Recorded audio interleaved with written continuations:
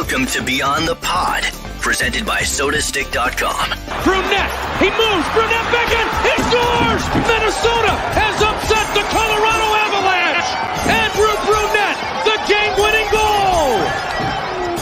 Here are your hosts, the second greatest scorer in Gopher hockey history, Pat Micheletti, and the second greatest hockey analyst on this podcast, Brandon Mileski.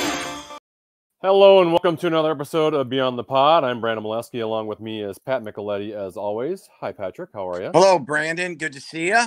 Good to see you as well. As always, Beyond the Pod is brought to you by SodaStick.com. We will be doing our vision for the division shortly, where we will be talking about the Nashville Predators. But first, we're happy to be joined by Minnesota Gophers defenseman and Minnesota Wild prospect, Brock Faber. He joins us now. Hi, Brock. Thank you for joining us. Appreciate it. Hello. Thank you guys for having me. Brock, I was your defensive partner at the Hendrickson Foundation Celebrity Game. Oh, you poor guy. Is it fair to say I'm the best defensive partner you've ever played with? Absolutely. I played with some pretty good players too. Well, at least, Brandon is known as a stay-at-home defenseman. So, maybe that gave you an opportunity to, work on your offensive game a little bit. I don't know.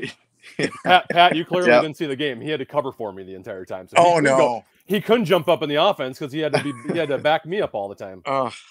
We had good chemistry back there. Let's see. Your partner might be Lacombe or Kester or Johnson or Fish but you had Mileski. Got stuck with me. Yeah. Brock, usually we try to butter guests up and then eventually get to the hard questions later on. I'm going to ask you the hard question right out of the gate. Okay. Tougher loss to Minnesota State Mankato in the Frozen Four or to the Czech Republic in the World Juniors? They all suck.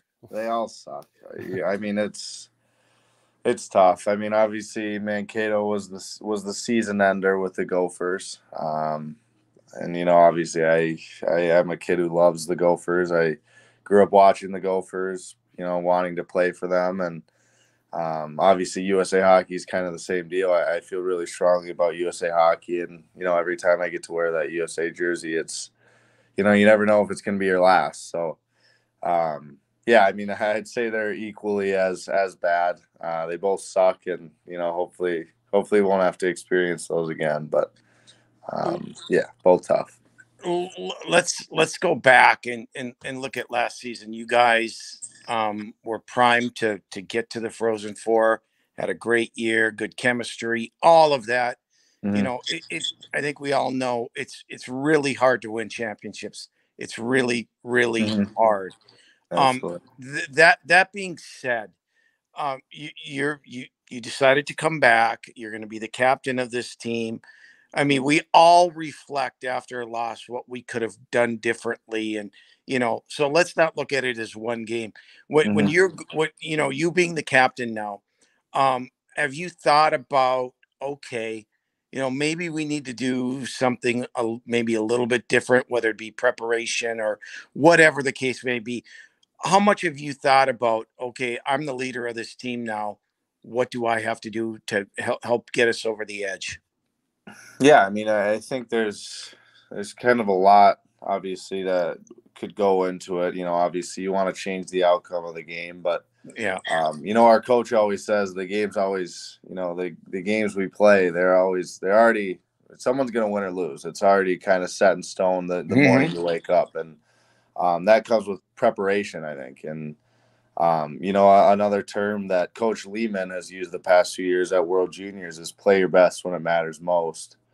And I think, to go on a ride, to go on a national championship run, it's the most important thing is playing your best when it matters the most. I think we had the group to do it. We had the leadership to do it. We had the team to do it, and it just came down to not wanting it more, not playing our best when it matters most. And I think that's something that comes with preparation throughout the year. The Friday and Saturday games against Penn State, Ohio State, just trying to take a step forward each night, trying to be better than you were the night before, and obviously take those losses and really try and learn from them. So obviously it doesn't happen again at the end of the year. So. I'd say those two things are just kind of, going into this year, just trying to get by. It's not going to be perfect. We got a young team going into this year, but Yeah. It's as long as we just try and, take a step every day, it'll happen if it's meant to. So I got another question about last season. I want to ask you about Justin Close, because you lose your goalie, LaFontaine, who at the time was one of the best goalies in the country in the middle of the year. Mm-hmm. I think your average media member and your average fan didn't know anything about Justin Close, was expecting a drop off, and you did not get a drop off. He played extremely well the second half of the season. Obviously, you were practicing with him every single day. You knew what you had in him. Like, were you surprised at all about his performance second half, or did you kind of know from practice, hey, this guy is going to be good, and you weren't expecting a drop off, or even were you guys like, wow, I can't believe he performed this well?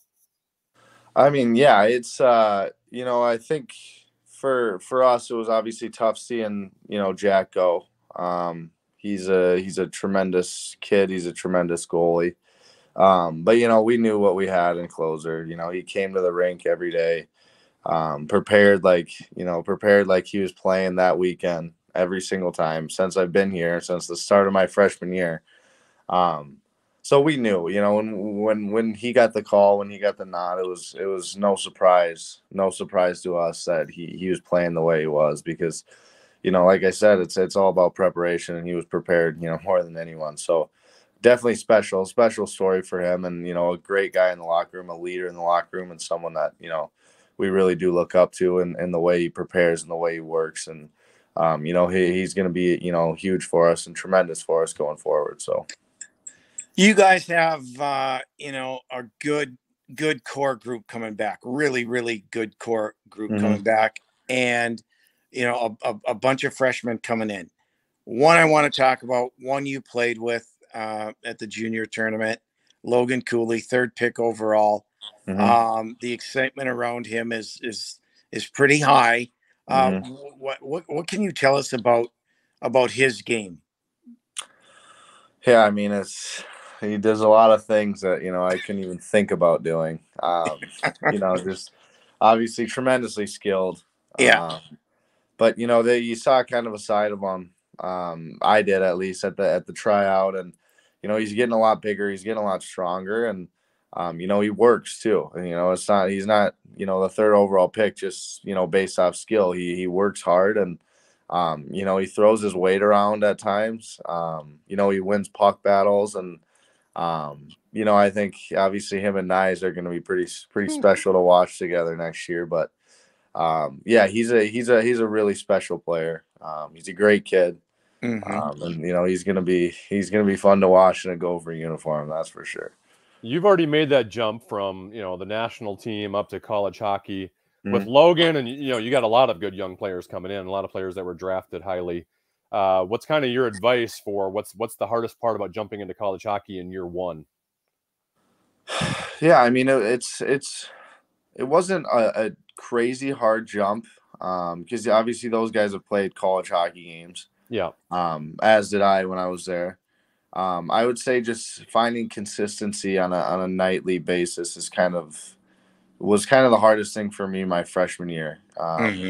Because you're playing teams that may be ranked top 10 in the country and may not be ranked top 30 in the country, and they're all going to be hard games. They're all going to be it's never easy to win a college hockey game, and I'd say that's probably the hardest thing for me, was just kind of trying to find that consistency mentally, knowing that every game is going to be a tough one. It's going to be a battle, and I think they're all going to do great with the coaching staff that we have, and the leadership that we have, the upperclassmen.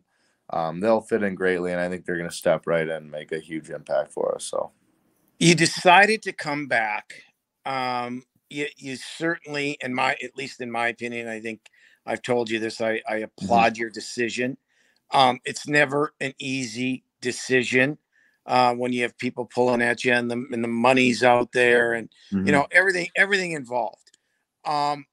What really went into your decision to come back instead of signing with then the LA Kings at the end of last season? Yeah, I mean, it's you know, it was a no-brainer for me. Obviously, I felt like, you know, obviously as a kid, your dreams to play in the NHL someday. Yeah. Right. And you know, having that opportunity in front of me was obviously hard, but you know, I you know, also had a dream of winning a national championship with the Yeah. Gopher hockey team. Yeah. And you know, if that's something I obviously feel really strongly about, and that's kind of the biggest reason why I came back. Obviously, I think you know, I'm here to win. I'm here to, you know, set this program in the right direction. That's kind of been my goal since day one. And you know, another thing is, you know, trying to develop on those things. Obviously, the NHL is a very hard league to Yeah. not only crack but to stay in. Yeah. And so I think, you know, I think time will help. Time will help me get bigger, stronger. You know, add some pieces to my game. You know, and obviously hope a national championship comes with it. Obviously, is something that I would love as well. So, I mean, I'd Yeah. say it was kind of a mixture of the two, just getting more time to develop, become a better hockey player. So hopefully I can make an impact as soon as I step in. And obviously, you know, win a national championship with the Gophers. So, Even the great players in the world, you know, from Crosby to McDavid to McKinnon, they're always trying to get better. And mhm. they can, you know, there is something that can take them to even higher level.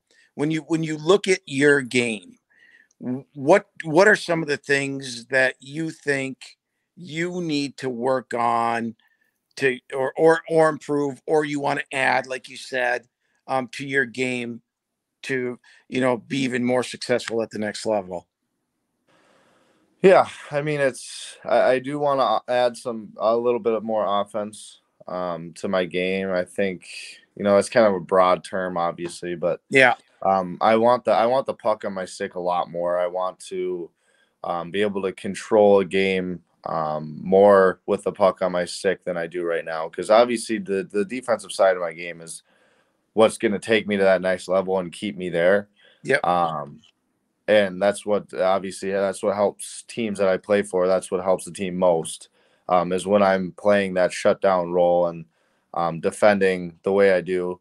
Mm-hmm. But I think something that will help me, you know, be a lot more of a threat and obviously be a lot more dangerous is, you know, being a lot more confident with the puck on my stick and making plays that I know I can make instead of just maybe getting the puck deep, things like that. Yep. Working on my shot, obviously, there's plenty of tools to do that here. Um, so I'd say just kind of rounding out my offensive game Yeah. more and like not even offensive, but just whether it's in the neutral zone or the D zone, just being confident with the puck on my stick for long periods of time. I think that's something that's kind of always on and off, which isn't a bad thing, but it would be good to have both, you know, both pieces to the puzzle. So. Well, as Pat mentioned, you were drafted by the Los Angeles Kings. You were acquired in a trade from the Minnesota Wild earlier this summer.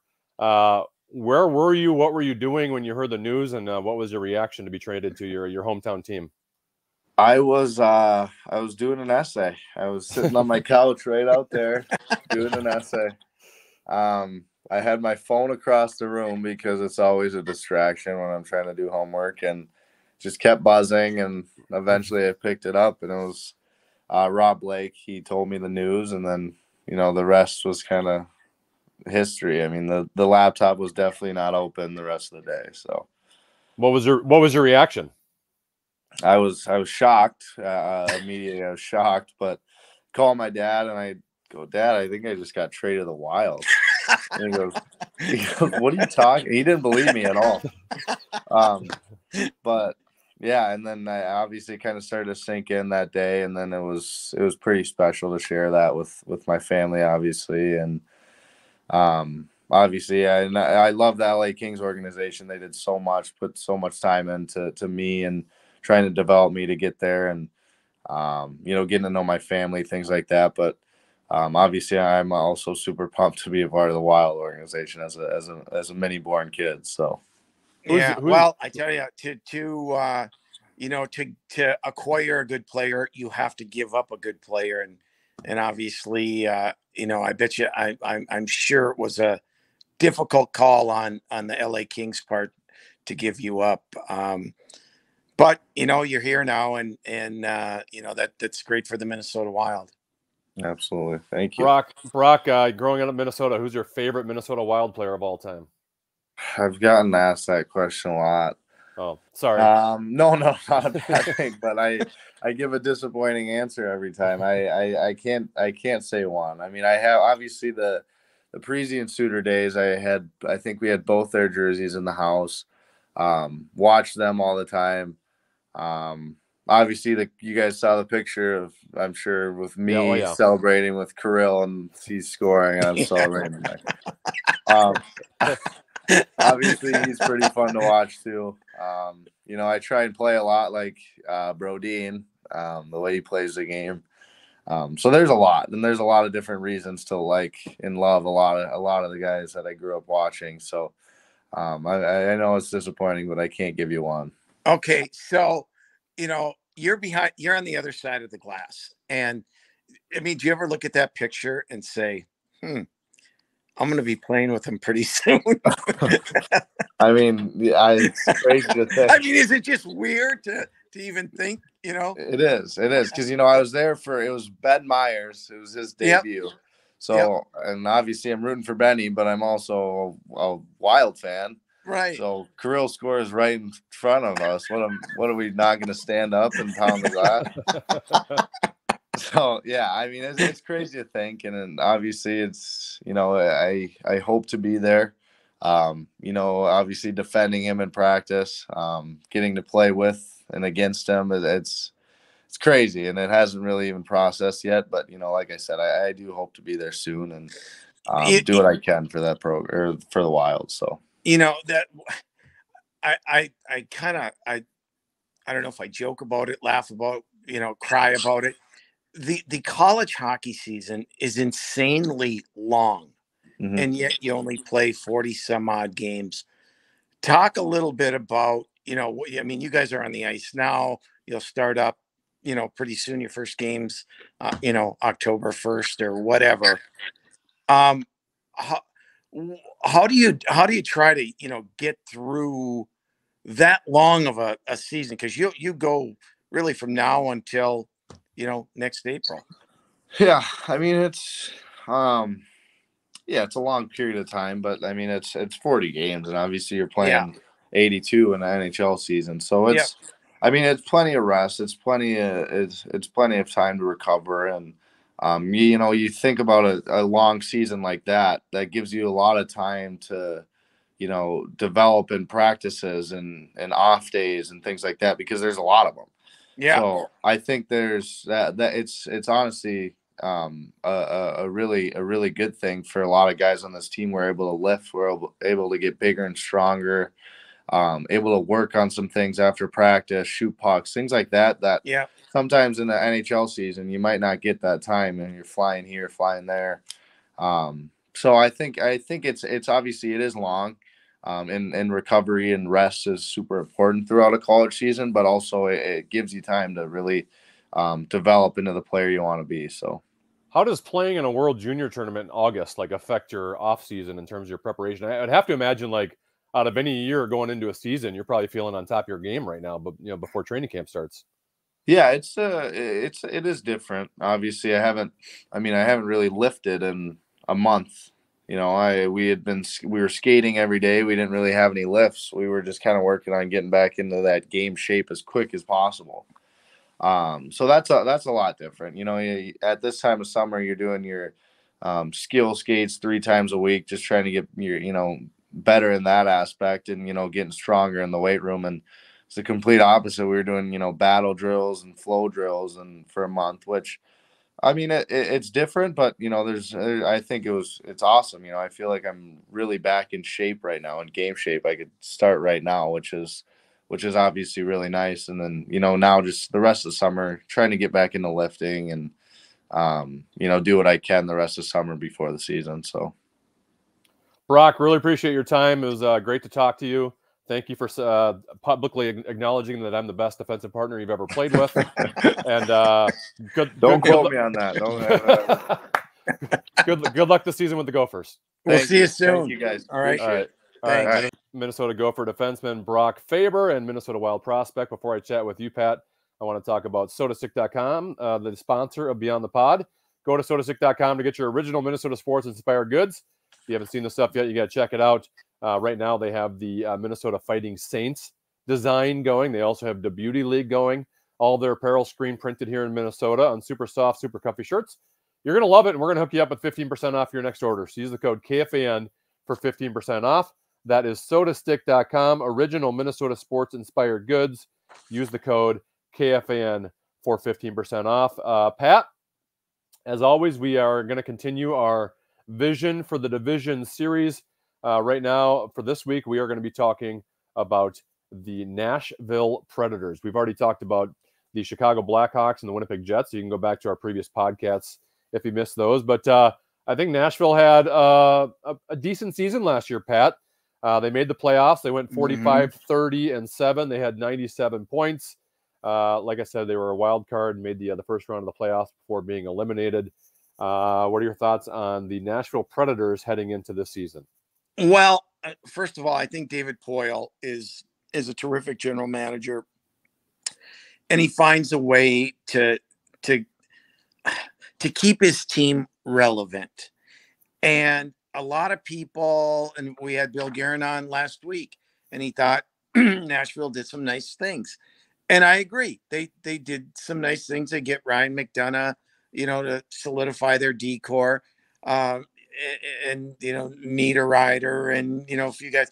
But I look at their lineup, Brandon, and I like Winnipeg's more, and a lot of people may not. I think ultimately Nashville has a little bit more depth, 1 through 4 in their lines.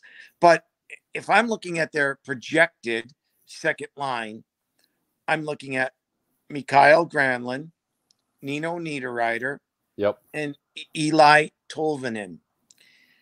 Now, there's names there, right? In Granlund and Niederreiter that we know. I like Granlund. I like Niederreiter. But if you're going to tell me that this top 6 that they have, or this line of being in their top 6 is Stanley Cup worthy or division championship worthy, I personally don't see it. Now, their X factors, Roman Josi, who had over 100 points last year, and Soros played very 96 well. points. Yep. 90. I'm sorry. Yep. But I think they're a fine team. I think it's a team that is going to just kind of muddle in there all year and probably make the playoffs. But by no means do they scare me. I hate to agree with you, Pat, but I think you've absolutely nailed Nashville in that they should be a quality team, right? Yeah. I don't think they're going to bottom out. I don't know if their ceiling is any higher than they've already reached last year, right? Because you mentioned the year Roman Josi had, and he was a Norris Trophy final. He was one of the best players in the league last year, and we saw it multiple times when they played the Minnesota Wild. I mean, he on that power play literally owned the Wild. Yes. But he had a career year. He could duplicate it, but he had a career year. Matt Duchene, 43 goals, 86 points, career year. Philippe Forsberg, who just got re-signed this offseason, 42 goals, 84 points, career year, right? So you're looking at your 3 best players all played at levels that they hadn't played before. And could it happen again? Sure, right? I mean, if you told me Matt Zuccarello is going to score the same amount of points he did last year at his age, I would say, yeah, I can see that happening because he's playing with Kirill Kaprizov. But Nashville has a team that has a lot of players in the 28, 29, 30, 31, 32-year-old range where I don't know how much more they can get out of those players. And a lot of those guys are making a lot of money, right? I mean, Duchene, Forsberg, Johansson, Josi, they're all making over $8 million. Other than adding McDonough on the blue line, I just don't know how they're going to score more than they did last year. And their power play was, number 6 in the NHL. Like that's not going to go up higher. No. I don't see all those guys that just mentioning they had career years going up higher. I think their offense they had last year is their peak, and it's more likely that offense is going to go down next year. Yeah, I agree. And let's not forget the year before Last year they were 6th on the power play. I think the year before they were like 28th. I mean, they couldn't. It was worse than the Wild's ineptness in the playoffs on their power play and season for that matter. So and then I love Ryan McDonough's had a phenomenal career, but he's blocked a lot of shots and he's played a lot of really, really, really hard minutes. Is he going to be able to maintain that in Nashville? I mean, we'll see. But they didn't trade for him not to play him a lot, and because and he makes a lot of money.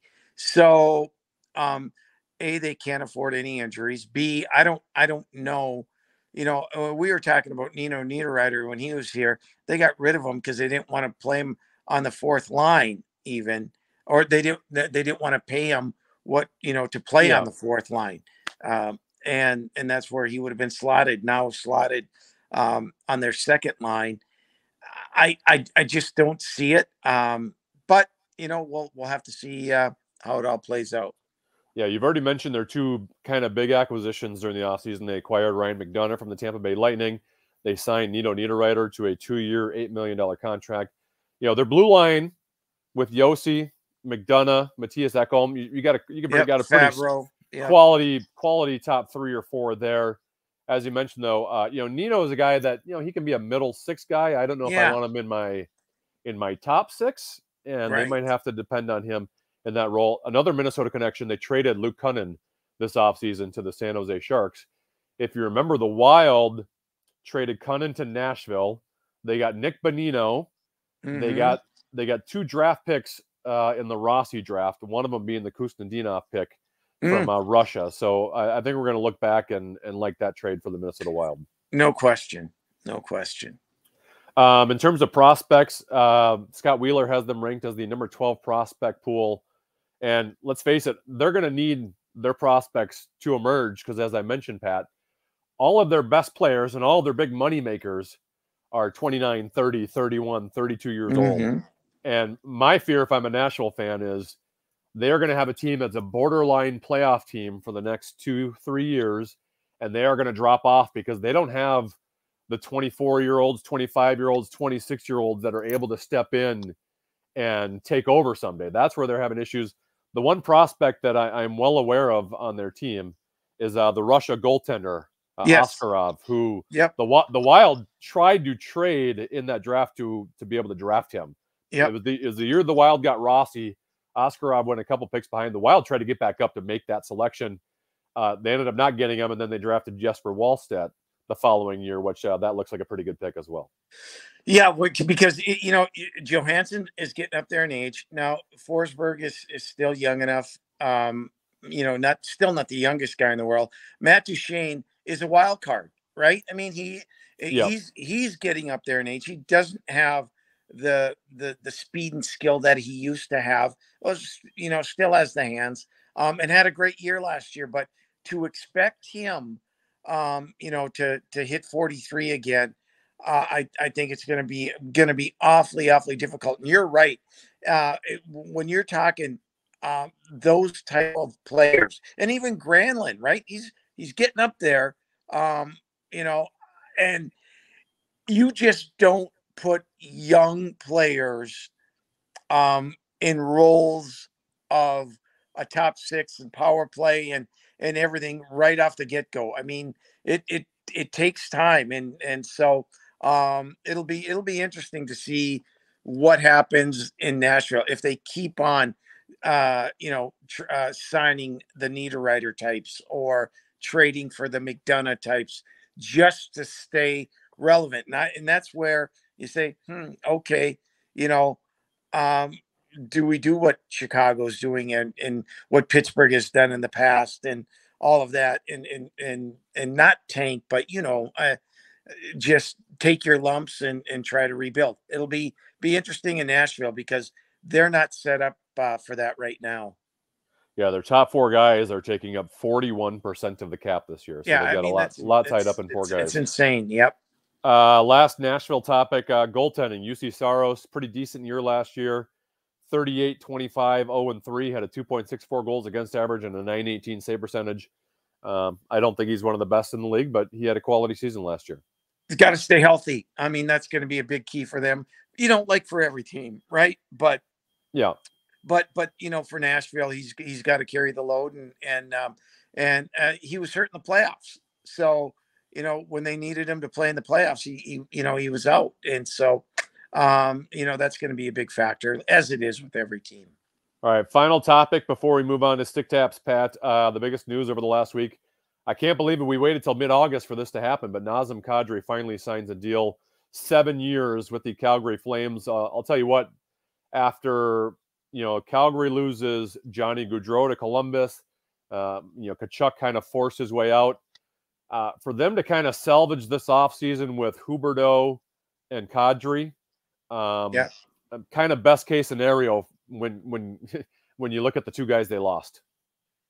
Brad Treliving, their general manager, it was all negativity in Calgary after they lost both those guys. And for them to be able to get what they got, as you mentioned, Weegar, Huberdeau, and Kadri, Calgary, holy buckets, they're going to be a different team, because when you have different type of players, you're going to be a different team. But they may be better. They may be better. Nazem Kadri, why it took so long, I really, really, really think that he was waiting for Colorado to create some cap space. I think he wanted to go back and try to win another cup with Colorado, and they just couldn't do it. In terms of moving guys and creating space, and McKinnon's going to have to re-sign coming up, and so they just couldn't find a way to bring him back. I mean, they trade their Stanley Cup goaltender, who I know a lot of people don't like, but they couldn't re-sign Darcy Kemper. So he ends up in Calgary. I don't like that. I don't like him still being in the West, because I think he's a heck of a player. Good for him and good for Calgary. I think his game was made for the West, though. So I think he's better off in the West. Very good point. That's a really, really good point. Different style, and it does suit him much better. All right, we finish every episode of Beyond the Pod with Stick Taps. Pat, who are you giving your Stick Tap today? Well, this one is for an event I'm playing in next Monday, which I offered you to join, but you're busy. Yep. I'm going to stick tap to the late, great Mark Pavlich. We're playing in an event in his name, where these people are, the foundation is building a home for people with mental illness, and that not only athletes, but for everybody. They're going to be building it in Sauk Center. So we're trying to raise money for that. And Mark was a terrific player, died too early, and a very good person too. So my stick tap to the Mark Pavlich Foundation and Mark himself. Outstanding, Pat. And sorry I couldn't make it. I'll be at the State Fair for on the Fan, so I will not be able to make it. But my stick tap today goes to Minnesota Wild prospect and goaltender for Sweden, Jesper Wallstedt, who made the World Juniors Tournament All-Star team. In 5 games, he had a 1.62 goals against average and a 939 save percentage. So a stick tap to Jesper Wallstedt, and I can't wait to see him in a Minnesota Wild uniform someday. Yeah, we're gonna wait a year probably, but that's okay. Give the kid time to develop. But boy, you feel pretty good about yourself potentially having that goaltender for a long time. All right, Pat. We'll talk to you next week. Thank you as always. Thank you, Brandon. Have a great week. He's Pat Micheletti. I'm Brandon Mileski. This has been another episode of Beyond the Pod. As always, it is brought to you by sodastick.com. We will talk to you next week right here on Beyond the Pod. Bye.